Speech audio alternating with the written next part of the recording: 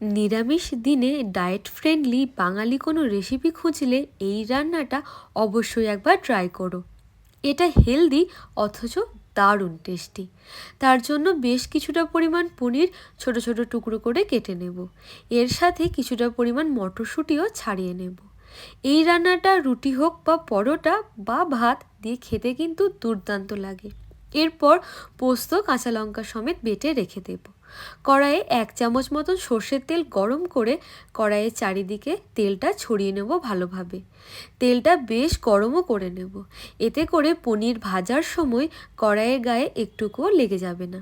তেল গরম হলে কালো জিরে ফোড়ন দিয়ে টুকরো করে কেটে রাখা পনিরগুলো দিয়ে নেড়ে চেড়ে লালচে করে ভেজে নেব। সাথে দিয়ে দেব ছাড়িয়ে রাখা মটরশুঁটিও।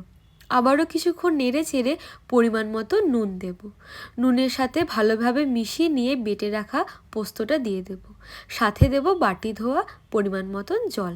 এরপর নেড়ে চেড়ে ঝোল ফুটে গা মাখা হলেই তৈরি হয়ে যাবে এই পনির পোস্ত, যেটা হেলদি অথচ দারুণ টেস্টি। তোমাদের রান্নাটা কেমন লাগলো কমেন্ট করে জানিও।